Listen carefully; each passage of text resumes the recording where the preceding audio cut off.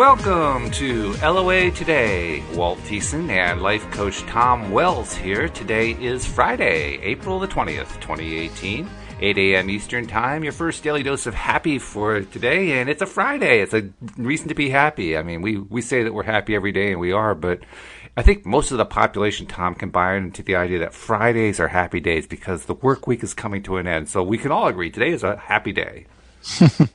Yeah, it's become quite a tradition in at least Western world. I don't know what it's like other parts of the world. Yeah, right. Friday is the day. Well, probably also not so much in the not ancient, but the old aristocracy in Britain. I don't know if you ever watched that TV series Downton Abbey about the aristocracy in the early 20th century. But Maggie Smith, who, of course, is a fabulous actress, she plays the dowager, and at one point in one scene, somebody says they're going to do something on the weekend, and her reply is, "What's a weekend?" Yeah, really. Yeah, it's sort of gotten that way for me over the years because I had so many weeks I didn't have to work, a regular work week. But still, those days, each day has got a personality that I've attached to it from the most of my life. And it's hard to take those personalities off those days. You know, Friday means this. Monday feels like this. Sunday feels like that. Mm-hmm. Yep. You know, and they do. They have a certain feeling. They do. And yet when you go without being on a regular work week long enough, they start to kind of forget which day is They it. tend to blend. Like, Yeah. How should I be feeling today? Well, plus it's also a good thing, I think, and a fun thing if you can get into it to change the way we feel about days, particularly the ones that we don't feel good about. Yeah. You know, that's a good idea. so if we can get into that mindset of deciding that no matter what day it is, it's a good day, and then really work on trying to stay there and to believe it and to feel it and to think about it a lot so it becomes a stronger belief, then the days become better, which is a really weird thing, but they really do. Yeah. Yeah, realizing that it's always in our control. I mean, no matter what mood I'm in when I get up in the morning, I realize I really want this day to be a great experience. So I've got to do whatever I can. I want to do whatever I can to kind of adjust my attitude towards the day so that it's can unfold in the best way possible. Yeah, absolutely. That's one of the things that I've been doing now. I'm in my in the range of the 60 to 70 days. I can't remember what the count is anymore, but number of days I've been doing the mirror exercises. Yeah. And that's one of the things I want to get out of the mirror exercise each day is moving myself, you know, emotionally into that better feeling place. And then you do it first thing? Yeah, usually first thing. I mean, there have been a couple days where I did it later in the day because I realized, I didn't do it this morning. But yeah, I'd say like 98% of the time, it's mornings, first thing, right after I get up and feed the cats. The cats they come first, you know, because they're demanding attention, and then I do my mirror exercise. And that's great. Yeah, it works out great. So. Yeah, it's good to have routines. They really help. I've had some clients who didn't have routine, and then they develop one, and man, they start reporting a lot of changes in their lives. You know, like they get up and they do, say, an appreciation journal, you know, where they write things that they appreciate about their lives, and they make sure they do 15 minutes of meditation. Maybe they use that Abraham-Hicks, you know, CD, MP3 about getting into the vortex. And, yeah, that's what we talked about the last few episodes. They claim it makes a big difference, and that's why I work with clients to learn that stuff and to apply it, because it makes a huge difference in my life. Do you agree too that it's good to do more than one?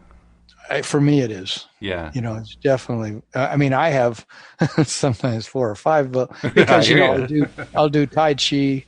I'll do a set of warm up exercises, and besides the things that I'm writing. But I don't go after it like a discipline. I actually just do it kind of casual.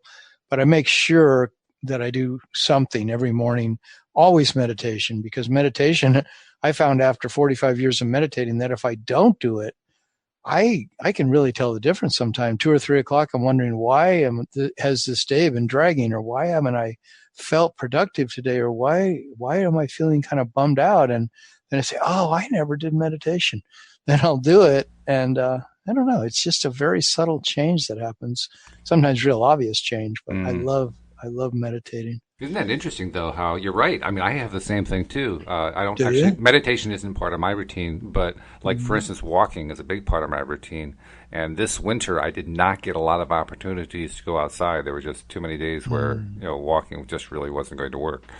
You get enough snow on the ground and enough ice, it's just not a pleasant thing to do. So you don't tend to do Yeah, it. I know, that's true. And oh my goodness, I mean, this spring, as spring was coming on, even now I still haven't been able to get out every day because the weather hasn't been, the best. Although it's finally starting to warm up, and I'm really glad about that because my first few times out, I was like, oh my God, I missed this so much. It was unbelievable how much I missed it. So yeah, same kind of thing. That and the other thing that if I don't do this every day. I have a positive playlist on my iPhone, positive music.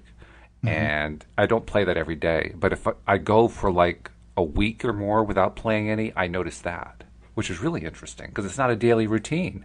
And yet I'm noticing it if it's missing for more than a week. Really interesting. Yeah, these things make a difference. It's interesting. But it's funny that our default is sometimes still to the old pattern of going back into feeling worse instead of, you would think that we would eventually just always default to feeling good. Yeah. Of course, because what Abraham said is that is our natural default state. And I tend to believe that. The teacher I had for so many years from India, he used to always say that our natural default state is feeling good. And, I believe it, but I notice how much, at least I can only speak for myself really, but and a lot of my clients, their default seems to be often for a long time towards not feeling good, I hear towards you. finding problems, Wendy Dillard and I have talked about this a bit over the last few days, how what really is happening whenever you're feeling not good, obviously, is some level of resistance going on. But the funny thing is, when you're in the middle of it, you don't always remember, oh, that's resistance. In fact, I can go days at a time feeling ugh, and not knowing why I feel ugh, and then I climb out of it and then I realize, oh my goodness, I was resisting something.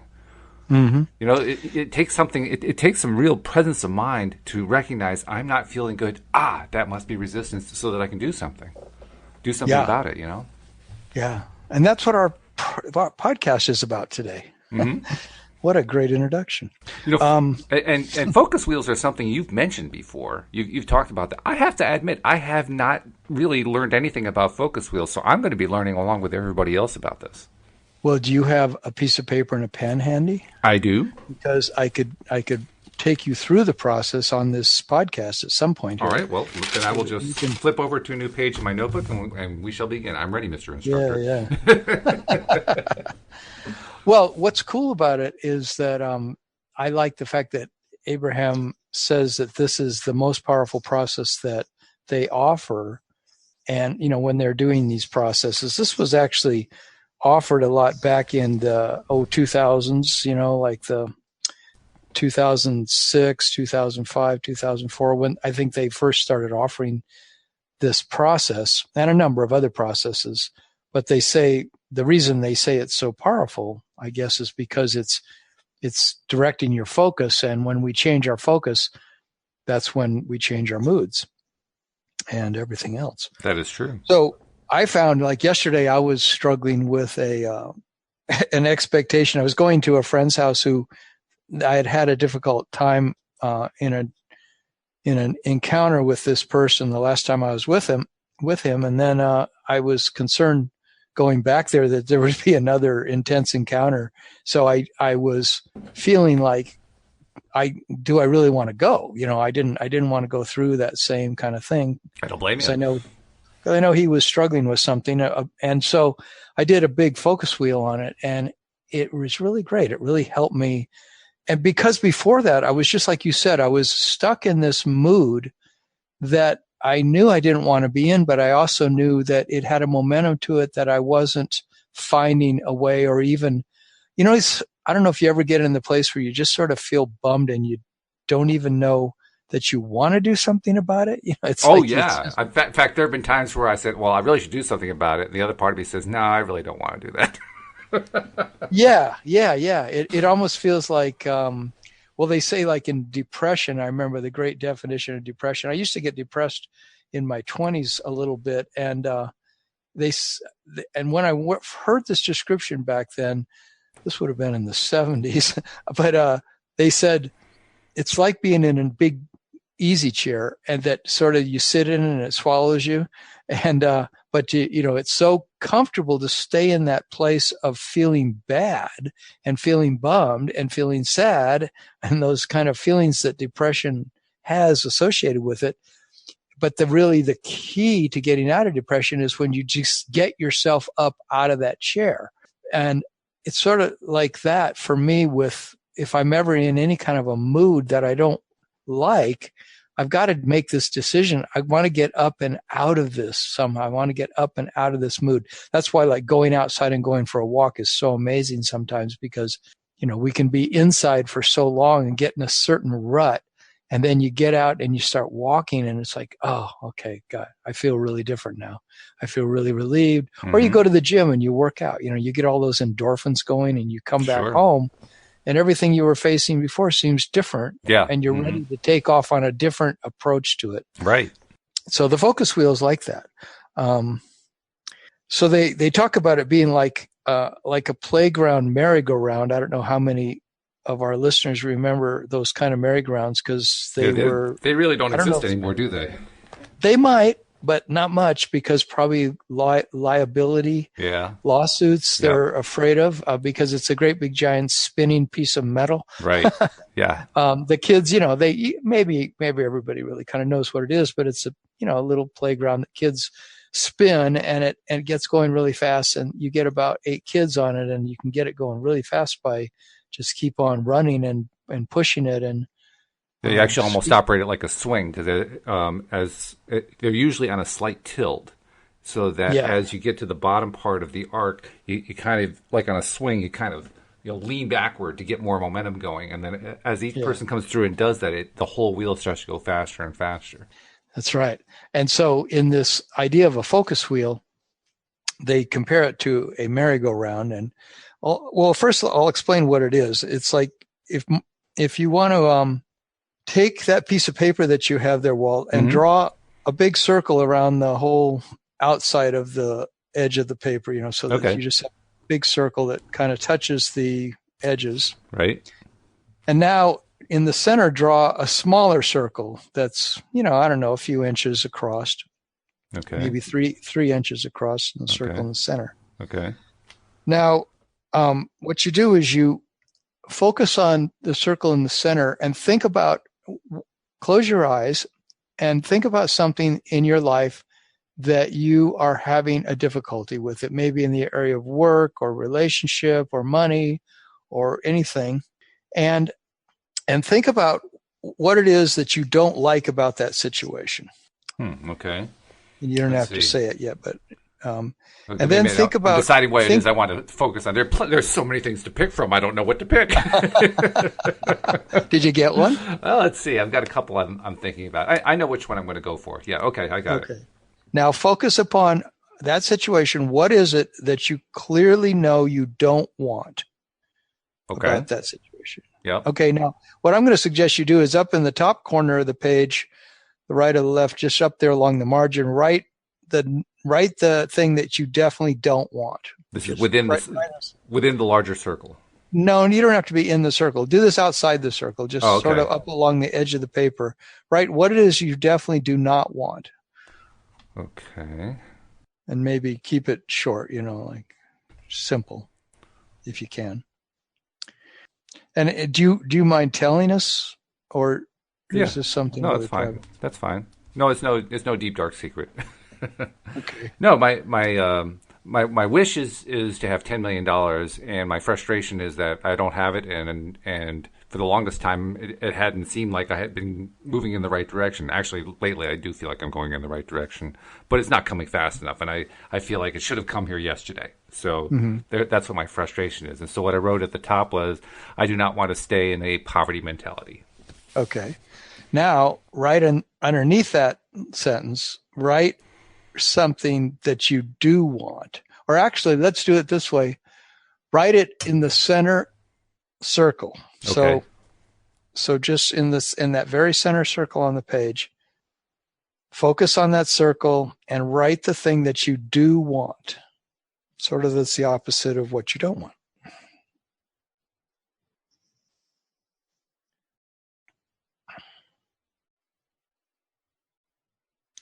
Okay. And what you and you included that something that you want to feel. Maybe good. I wrote it right then because I wrote I want to have $10 million and I want to feel wealthy. Okay, you want to feel wealthy. Okay, cool. Now the whole name of this game of the focus wheel is, if you imagine it like this merry-go-round that kids play on, mm-hmm. and the circle that you've drawn, what I want you to do is all around the edge draw a mark where each of the marks on a clock would go for the numbers. So draw, I usually draw first. I draw 12 o'clock, 3 o'clock, 6 o'clock. I'm doing that 9. too. That's exactly what I'm doing. They're the easiest way to start. That's right, yeah. Because then you can make it equally proportionate, and then fill in the 2 between each of those marks. For 1 I just o'clock, put marks. I don't actually number the clock. You could number them if you want to, but I don't. I just make a mark. Okay. Because what you're going to do is you're going to make 12 statements. That's the idea of the focus wheel. Oh, okay. Or however many you can get to, because there's no requirement here. I wonder if I have enough room. I may not have a big enough piece of paper here. That's what I'm beginning to think. Is it a normal size 8.5 by 11 sheet? No, this is like a 6 by 9 or something like that. But I'll write small. Okay, yeah, you might have to write smaller. Yeah, it's usually good to have a piece that's at least 8.5 by 11, and of course, then your circle will even be oblong. But it doesn't matter, because what you're going to do is just write these statements in the general vicinity of where you made the mark. Okay. Just so that you sort of balance them out around the page. Right. Now, what you're going to do, this is a way to raise your vibration, usually from a negative emotion, hopefully to a positive emotion. But even if you're feeling, say, anger and you want to raise it to disappointment, or you're feeling worried and you just want to get to the place where you're, instead of worried, you're just bored, but ideally, yeah, like maybe you're going to take it from worry to hopefulness, or from worry to eager expectation. Who knows? Well, I like that. Yeah. Okay. So now what you want to do is, in the first area that would be 12 o'clock mm-hmm. at the top, and this is where the merry-go-round analogy comes in. You want to think of a statement. Now, you can say these out loud, and it'll help our listeners and help yourself.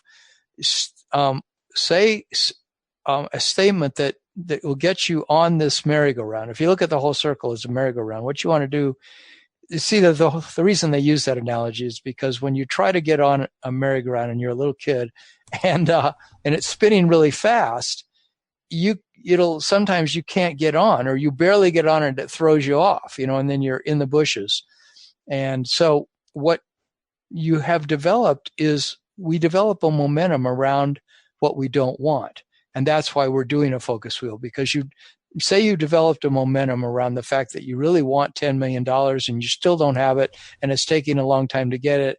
And so you can get into a rut, right, of thinking, this is hard to get, or a feeling and combined with thoughts that this is difficult and I'm not achieving it. And why aren't I achieving it? So I assume you've had some momentum like that going on, right? Well, of course, because I don't have the $10 million. So clearly I have. Yeah.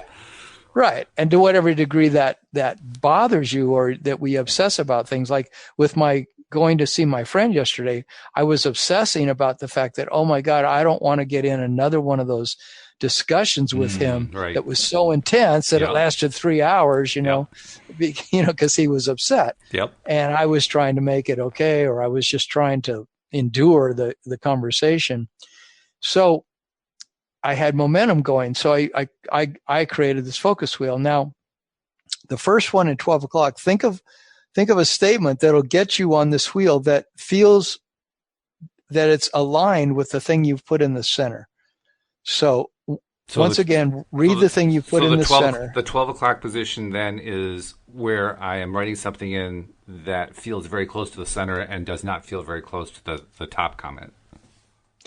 It doesn't feel close to the thing you don't want. It feels close to what you do want. Right. But it can be anywhere on the journey to getting towards where you want. And so you try on statements. So what's a statement that would come to you that could just be aligned with the thing that you want? Oh, okay. So, like for instance, I'm glad that we were able to buy our ideal home with cash. Yeah, that would be one. Now, are you saying something that you're imagining or that you actually did? That I'm imagining. You're imagining. Okay. Yeah, you can do a focus wheel that way, I'm sure. You think it's better to do it on what I'm actually experiencing? Yeah, let's try it with what you're actually experiencing. Okay. Let's try it like you're coming. Let's say you want to get out of this place where you've been feeling bummed about not having what you want and not seeing it coming about. So if you really deal with those feelings, those negative feelings, what's a statement that could raise you out of that and move you towards, a very believable statement. See, the reason you only want to make statements that you really, really believe. Okay. So, for instance, Cindy Chavez and I had a conversation about this a while back, and she actually did a little thing for a 10-day period. Amazing, she did this. 1,000 times a day, she used the affirmation to herself, I feel rich. And she liked I feel rich because you don't have to be rich in order to feel rich. So that makes it more believable in her mind. And I like that. I think that's a good point. I also believe that I can at least imagine, yes, I can feel what rich is like. And the way I imagine that is I remember a time where it was actually the last the last employed job I had where I was employed by a company. And that job, I was paid far more than I'd ever been paid before. So there was like a palpable increase in my standard of living taking that job. And I remember that feeling. And that to me is the feeling of the freedom that comes from having, the money, all the money that you want. So I can kind of tap into that and say, yeah, I know what that feels like. I feel rich. I know what it feels like to feel like that. That's a good one to put in the 12 o'clock, is that I know what it feels like to feel rich. Okay. All right. As long as you really do feel good about that. Yeah. And so this whole idea here is that Abraham has said that if you stick with a feeling, a thought and a feeling, that for 17 seconds, that it'll attract another vibrational feeling that's similar. Yeah, so what this focus wheel is, you're actually creating this process of 17 seconds. You don't have to time it or anything, but just by putting a focus on that you just did just now, you told a little story about it. It got you into the vibration of, I know what it feels like to feel rich. And you write that at 12 o'clock. Now that have you written that? Yeah, I know what it feels like to be rich. I've got that written up there. Now, what's one that you could imagine for 1 o'clock? What's something that just bubbles up that comes that gives you a good feeling? What you really want for each of the positions on the clock, you might say, is each of the 12 positions, you want something that improves your vibration, or at least it heads you in the direction of an improved vibration. That's something you can believe that you can write in each of the positions. So what's something that you can imagine to put there next? I wrote, I love the feeling of freedom that comes with money. Oh, okay. That's great. How about 2 o'clock then? Let's see. I love being able to take my wife out to dinner anytime we want to. That's a good one. Really good. I gotta write that down. I'm going to have to do this in shorthand. Yeah. Okay. And so like a 3 o'clock. So I'm basically coming up with 12 ways to identify what it is that I love about this thing that I'm trying to attract. Yeah, or anything that raises your vibration. I'm going to give some other examples, and you don't have to finish this all right now, but you could work on it after, because there are often situations like where I was at yesterday, where I was at an impasse with myself. I was literally stuck, and it didn't feel good at all. And so that's rare for me anymore to get to that place. And so I was glad. That's what prompted me wanting to do a podcast on it, because I remembered the focus wheel and decided to do one, because I felt, I've got to find a way, because I literally was thought of, I should call my friend and say I can't come, maybe give an excuse or something, because I don't want to say that I'm afraid you're going to, go off again and on this crazy emotional roller coaster we were on. But instead, I decided to do a focus wheel to see if I could raise my vibration to the point that I could go to dinner at his house with him and his wife and not feel like impacted and backed up about expecting this problem to reoccur. Well, it's good. I like that. I like the fact that you do that. And it occurs to me there are a couple of really important components to this in terms of understanding how it works. The first one is you identify what it is that you don't like, which you have to do. We all have to do that because we live in a world of contrast. And the way to always start is to start with, this is what I don't like. Because otherwise we don't know what to change, right? Yeah, it's good to identify it, what it is, and how does that feel? What is it you don't like? What's the feeling associated with it? And then go for, okay, what is it that I desire? What is it that I want? And that's also usually the first stumbling point, because very often we're so caught up with what it is that we don't like that we haven't even thought in terms of what we do like. And so and in fact, isn't it true the most common way that we express it is, well, I don't like not having $10 million. So what I want to have is to not have a lack of $10 million. Right? Yeah, you focus on it's still stated in a negative way. That's right. Yeah, right. No, I was thinking of that because there's this Buddhist thing where I guess it's Buddhist, but I don't know, you basically, it's a non-dualistic thinking, and you say, like, if you're feeling afraid, you say, who in me is not afraid? It's something that you can contemplate. So his friend told me to do this contemplation the other day, and she was using that technique. So who is not afraid? And then as I was doing it, I thought, wait a minute, I don't even want the word afraid in my contemplation. Right, so yeah. I said, who is well resourced? That's what I said. Or who is confident? Who is confident? Yeah. And I started thinking of the positive ways of saying it. Who feels sitting courage. there and contemplating who's not afraid, keeps me remembering, I'm afraid. Something in me is afraid. And but again, that is admitting, something in me does feel afraid, but now. But you got to climb out of it. That's the thing. You're not going to climb out of it by staying in that thought. Yeah. I think I climb out things, and you know what? I could feel a change in my consciousness as soon as I said, who is confident? Who is well resourced? Immediately, this flood of feeling of, oh yeah, that's who I am. It's a very different feeling. I'm this confident being. I'm this well resourced being. Yeah. I'm not the one who's like struggling with, I'm afraid. Right. Oh yeah. There's no doubt about it. When we change it around, when we do so, we change the feeling, and when we change the feeling, we change the power of it. Now the thought takes on an entirely different vibration in Abrahamic terms. It takes on an entirely different feel, and that feel makes a huge difference.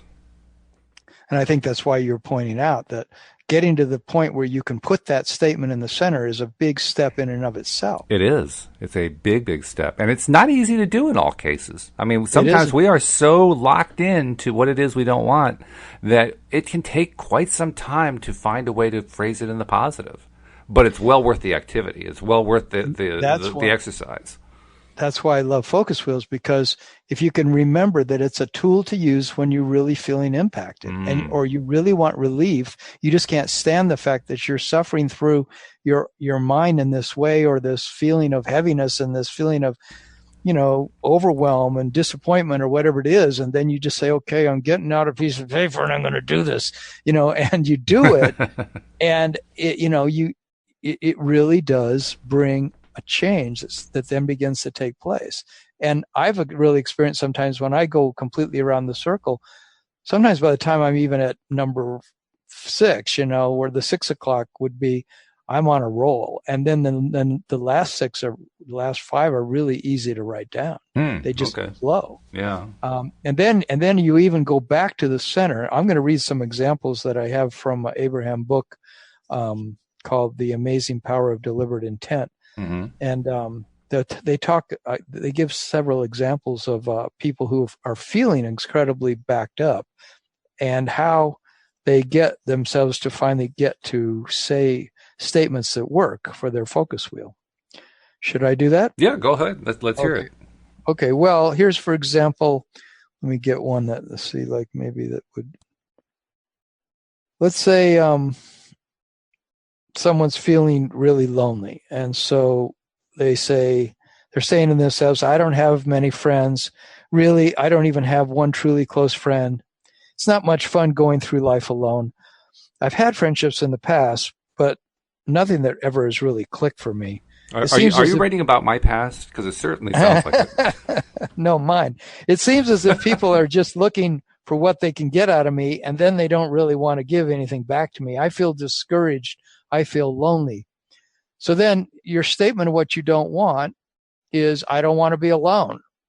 And then your statement of what you do want is, I want to find a really good friend. That could be an example. I want to find a really good friend.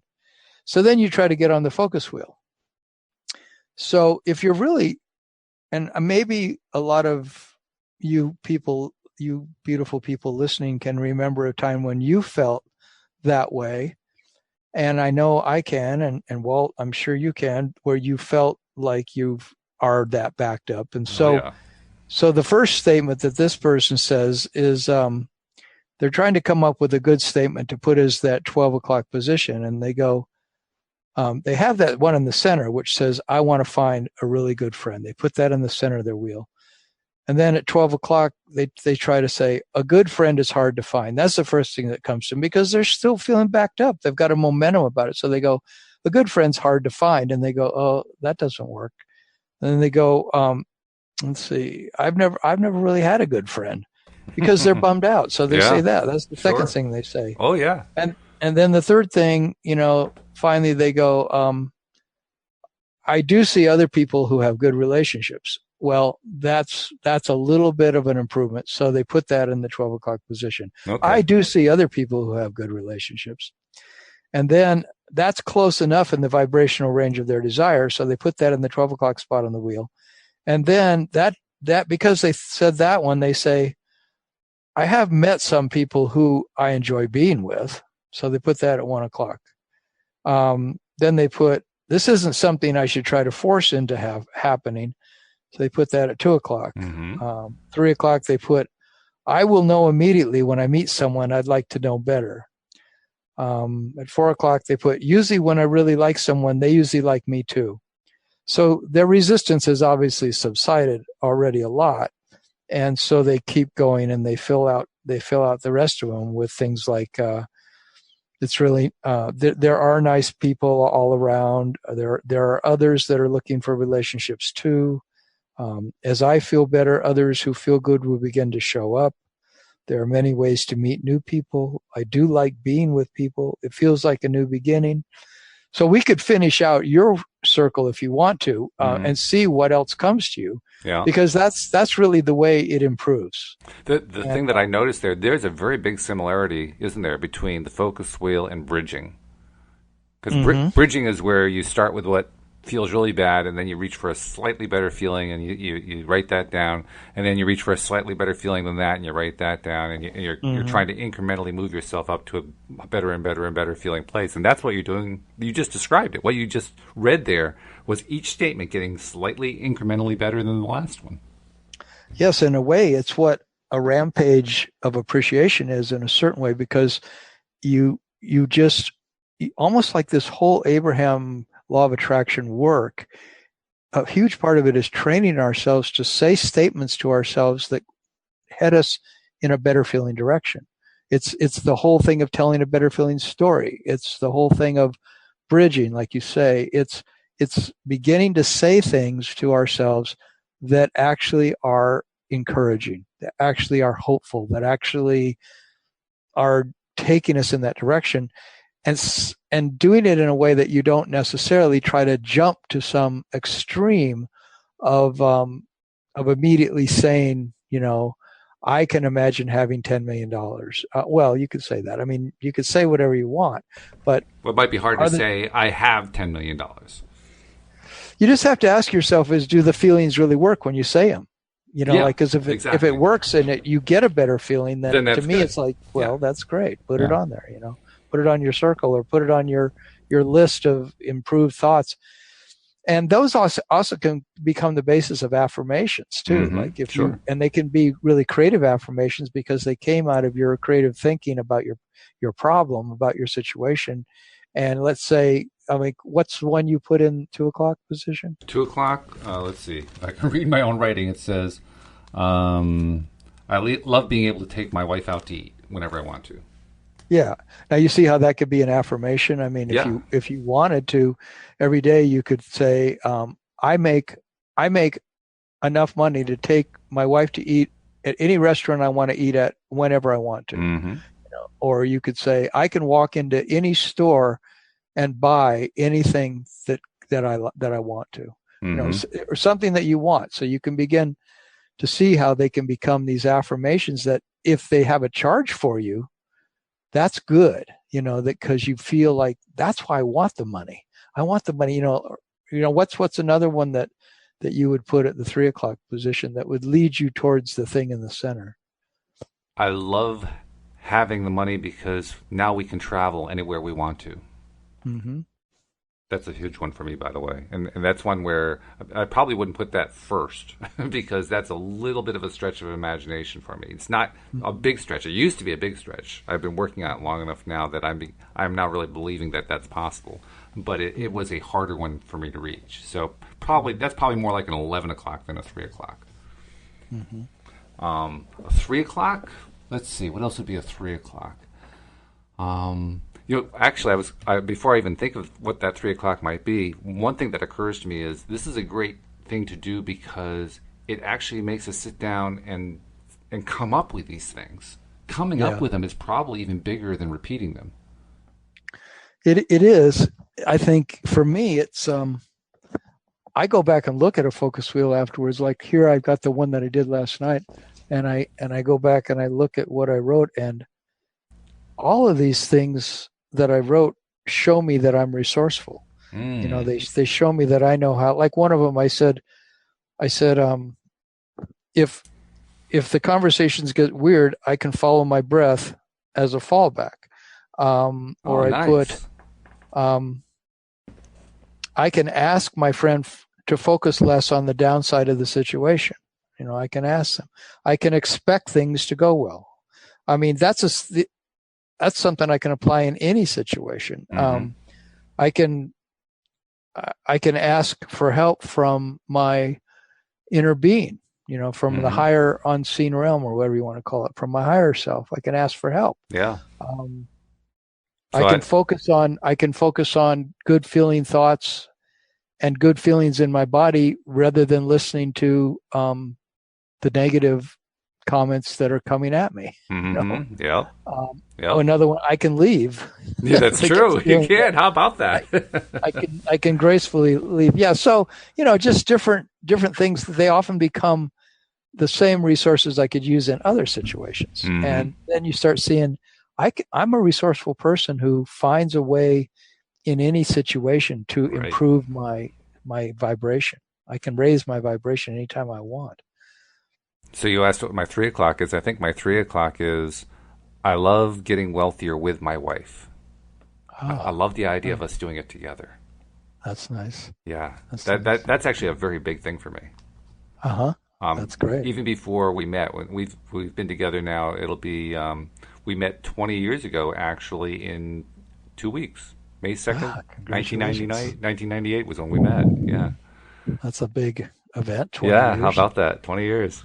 And before we met, one of my big goals was to meet somebody who I would not only want to live with and spend my life with, but I wanted to have great improvements in life with, and maybe do a business together with, and just investigate stuff together, and really a partner. A true partner, not just a love partner, but a partner in every way. That's great. Yeah, and that's what's happening. It's what's been happening over this 20-year period, and I think it's about to accelerate in a big, big way. I think it is already accelerating, actually. So, yeah. Really? So for me, the idea of I love getting wealthier with my wife, that is a really strong feeling for me. So I'm going to write that down. Yeah. with my wife. Yeah. Have you noticed your feelings changing from the negative statement? I imagine, obviously you do, but. Oh yeah. Yeah, that's why I was mentioning that it really is more powerful to go through the exercise of writing these down than it is to do the affirmations. Not that we shouldn't do the affirmations, we absolutely should, but the writing them down, we're really making ourselves focus on that positive in a way we haven't done before. We're making ourselves sit down and come up with literally 12 different reasons why it is that the thing in the center is true. Mm-hmm, mm-hmm. That's really what we're doing. Esther Hicks was saying that she did this obsessively for months and months. I don't know, for a really long time. I don't know if she still does it, but she would start every day with focus wheels. She would just sit in her garden and do focus wheels. Yeah. Because you can do it for any aspect of your life. And if it really works and if it helps, I mean, if I can get to the place where I'm telling myself more and more positive statements because I practiced myself into that way of thinking, so that no matter what comes up, I think of all these things on the focus wheel.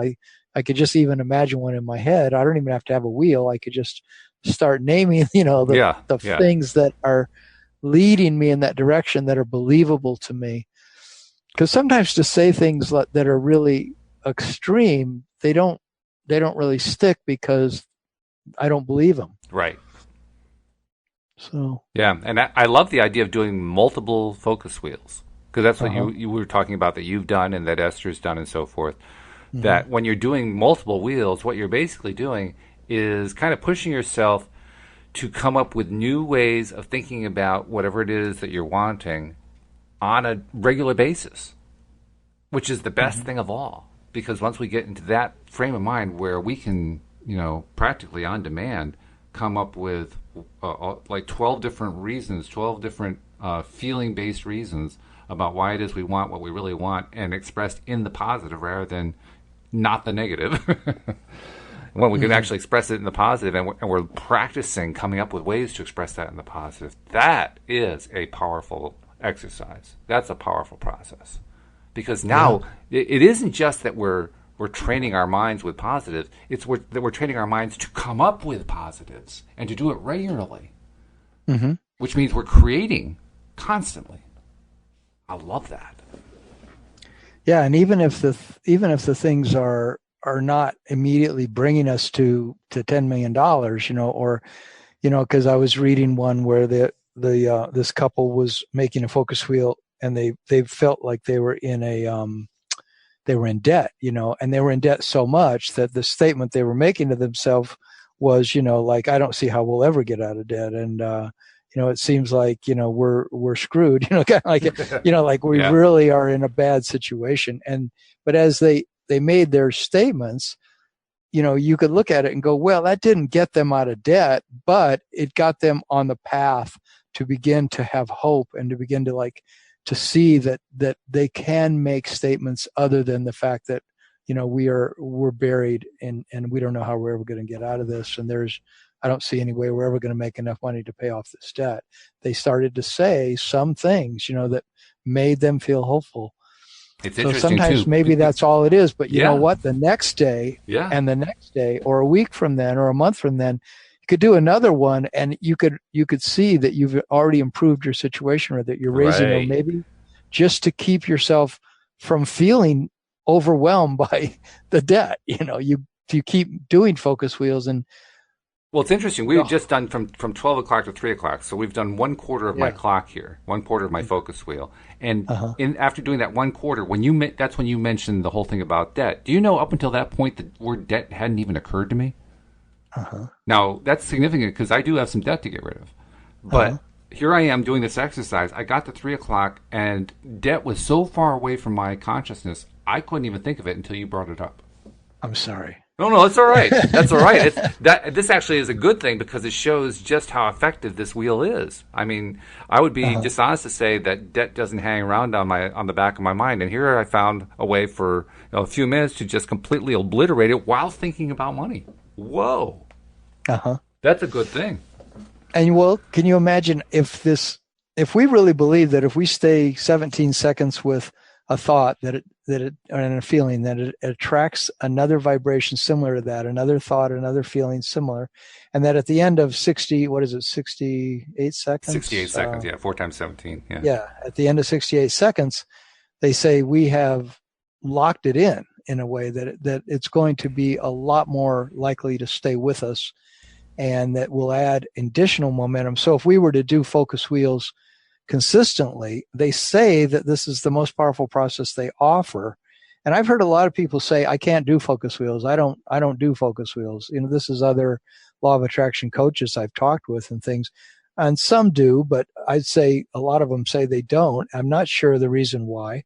I've done them a bit, but not near what I'm advocating right now today, and it's making me want to do them a lot more because of the good experience I had with it. The amount of times that I've done it, I've probably only done, like maybe 15 or 20 of these in the last 4 or 5 years that I've been playing with this stuff. But every time it does make a difference, and every time it does I think help. I actually understand why it is people don't want it and why they find that it doesn't work for them. Because it's like any other process where you're really stretching yourself, that's not comfortable. Stretching yourself is not a comfortable thing to do. So you really have to want it. You have to really want it in order to do the work. That's a tough kind of work to do. Stretching yourself is tough. What most of us really want is we want to utter the magic words. I want this. Right. I believe this. I believe firmly in it. I believe firmly in it. Okay, it's coming. Yeah. It's not actually doing any work on ourselves. But we want it to just be, okay, I uttered the magic words. I waved my magic wand. It's going to show up. And, as long as there is no resistance, it will show up. Here's the rub. Most of the time, there's resistance. Yeah. So if we want to get the resistance out of the way, we have to say, okay, I'm willing to do the work. And that's why I say it really depends on how much you want it. You got to want it. Mm-hmm. And I agree with what you say, that I think there's a bit of a stretch to come up with these 12 statements and then to also look at them and say, these things are things that I believe are helping me get out of this negative place. Yes. Of course, you don't want to just have it be based on belief, but sometimes I know my mind wants to look at, my problem and say, no, the problem is overwhelming, or the problem is so big that writing these statements is just like doing affirmations. It doesn't stick, it's just a bunch of words. It's just a little bit of Band-Aid I put on the wound, but the wound really needs so much more than a Band-Aid. And if we want to think that way, that's also a choice that we might want to question. Do I want to keep putting myself in this idea that my problem is that difficult? Because then it will stay that way if I believe that. And if I can believe in the focus wheel, and maybe I do one today and it only gives me 50%, or a little bit of hope, but then I do one again, and then I do one again, and I develop this propensity for thinking this way. That's the cool thing. It is. Actually, you've touched on something that bothered me for the longest time. For the longest time, I didn't even do affirmations of any kind. I just wouldn't do them. I had to kind of sneak in the back door to doing them because I couldn't just, write 5 affirmations and then repeat them to myself every day. And the reason I couldn't do it wasn't so much because I didn't believe it. And I might believe it, I might not. It varied, from one set of affirmations to the next. But even if I believed them, I still wouldn't do the exercise. And the reason I wouldn't do the exercise had nothing to do with the belief. What it actually had to do with was the belief in the process. Mm-hmm. I mean, if I tried to just write 5 affirmations and repeat them every day, I guarantee by day 3 I am bored to tears.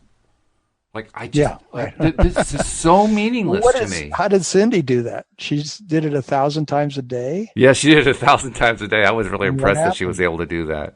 Well, she actually manifested some money, which was really cool. Do you want to hear the story? It's a really funny story. It's good. She decided that she wanted to do a whole bunch of affirmations. She wanted to make that really high goal of doing 1,000 a day. And she wanted to use an affirmation that she could believe. So that's why she chose I feel rich, because she may not be rich, but for her, it was well within reach to say, oh, okay, I can feel what that would be like. I may not actually have the money, but I can certainly feel what it would be like. So she decided, okay, I'm going to do this. So she did it, and she actually did 1,000 a day. In fact, she got so good at it. I asked her, "How do you do 1,000 a day? That seems incredible." She says, "You'd be amazed when you actually do them. You do them in little chunks. You don't try to do them all at once.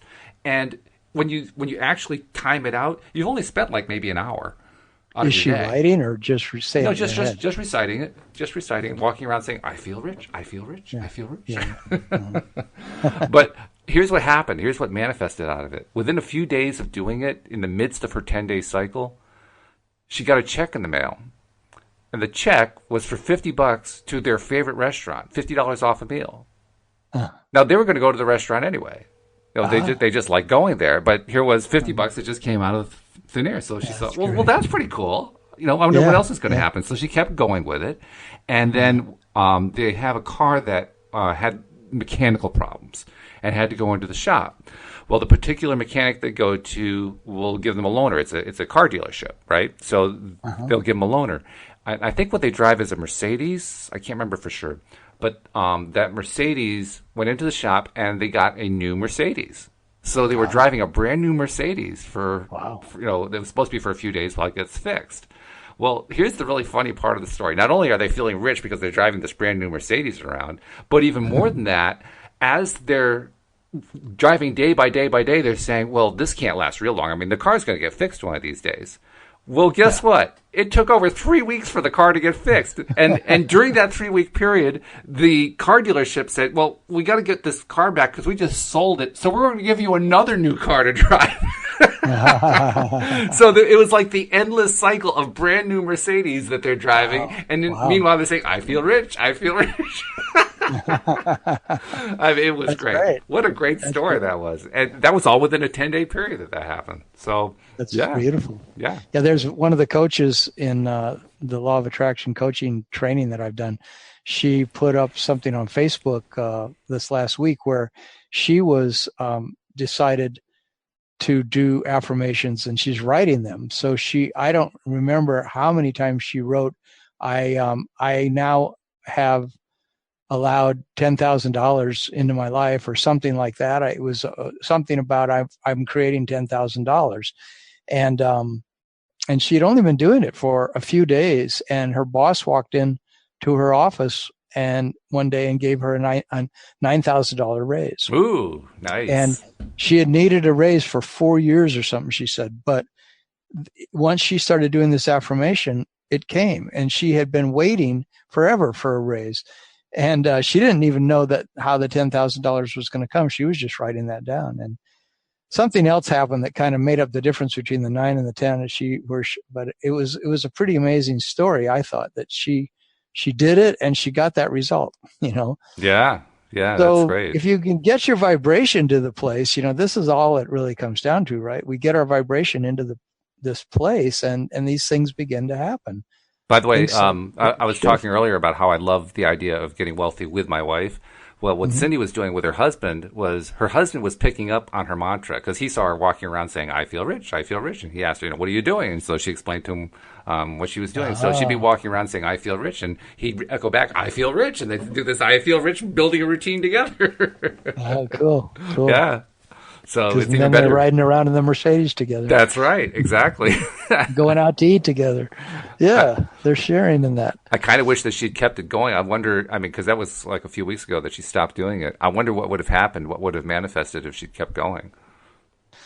I don't know. That it's funny. This the head of the Good Vibe University that I work with sometimes, Jeanette Ma, she one day decided, this was about a year ago, that she wanted to have $6,000 come from a completely unexpected source, because she has money coming in all the time because she's pretty successful as a life coach and all that stuff she does. Yep. And so she just said, I want $6,000 to just come completely from out of the blue. Mm-hmm. And it did. It did within several days. She created the entire $6,000, and she was talking all about it. So then, without telling anybody in her Facebook group, she decided to do it again. But she happened to tell me this privately eventually, because I was doing some coaching with her. But that she had decided to create $6,000 again, and this time it didn't happen. So she was looking closely at the difference between her vibration the first time and her vibration the second time, and she could see a lot of differences in the fact that there's the enthusiasm she had for the first time, and the just the assumption that of course I'm going to create $6,000, and she had a lot of things going for her that first time around that the second time around those things weren't in place in the same way, and she didn't create it the second time. I thought that was interesting. It is interesting, and I'll tell you, I fully endorse what she's saying there. I had a conversation with somebody on Facebook. There's a new group that somebody's created. I think they call it Advanced Law of Attraction or something like that. And they're only inviting certain people in who they feel are going to help promote the goal of everybody in the group becoming seven-figure earners every year. Oh. And so this one person had come in, and this person was posting a message that's something like, words are powerful. Be careful what words you use because the words are powerful. And I know that to a certain degree that's true, but I also recognized as soon as I saw the post that it was incomplete, because the emotions are just as important, if not even more important than the words. If you just say a word, the words emptily without having any kind of feeling behind them, they're not going to do anything. Yeah, that's the problem with affirmations. Yeah. That's why they become so boring. Exactly. If there's no feeling, then you might as well just not even say them. There's no difference between saying them and not saying them. Yeah. And ultimately, we had this little exchange where we agreed that words are really just containers. And it's what goes inside the box that makes all the difference. And what goes inside the box, of course, is the emotion that goes with the actual thought. And how does all that feel? How do the words actually feel? How do we experience them in our thought process and in our lives? What's it like to have those words rather than just treating them as empty shells? That makes a huge difference. That's a gigantic thing. I recommend. I don't recommend that any client do any process that they don't have a good feeling about, and that when they do it, they don't feel good. And even if you do affirmations and you start to just do them as a routine, and then you don't see results, that can actually almost be a negative message to yourself. I try really hard and I still don't get any results. I do these affirmations and they don't bring me what I want. That's, starts to become another deep-seated thought in us. So it's really important, I think, to go with the things that have a good feeling.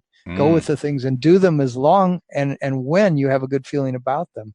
Like the focus wheel, Esther said she got to the point where she was doing them obsessively, and Abraham suggested that she quit doing them because she was just way obsessing about it. I was listening to a psychic talk yesterday who was saying, often the things that we want the most come when we are the least attached to having them happen. When we just sort of put it out to the universe, I want $10 million, and then we forget about it. And then, like a year later, we realize, I remember a year ago, I said I wanted $10 million, and gosh, I've made 8 million. Yeah, right. You go, it's amazing. I didn't even think about it, but it's happened almost to exact amount that I wanted. That would happen to me so many times in my college textbook business, where I would make the exact amount that I said I wanted to make at 10 in the morning. I'd be on a college campus and I'd go, I want to make $1,500 today. And then I'd just forget about it and I'd go through my day. But so many times it'd be like 5 o'clock and I'm going, oh my God, I made $1,515. Yeah, right. That was my total, or $1,495. That happened for hundreds and hundreds and hundreds of days to me for years upon end, that I would set a goal and I would make it just by setting the goal. It was like, and of course, sometimes I would actually count backwards. I'd be watching the goal all day long, like, okay, now I made 700, now I made 900, now I made 1,100. But, yeah, that's pretty incredible. Well, this has been a good show. Unfortunately, as usual, we always run out of time right when we're getting really excited about it. But we'll have to carry on the topic. Maybe this is one of those evergreen topics we can do again next week. But Tom, have a great weekend. Thank you, Walt. You too. I will do. Actually, I'm going to an Abraham-Hicks workshop tomorrow, so I'm going to have a really good weekend. Oh, yes. I want to be hearing about that. Yeah, so it's going to be good. So anyway, we'll talk to you next week, and we hope that all our listeners come back as well next time here on LOA Today. Goodbye, everybody.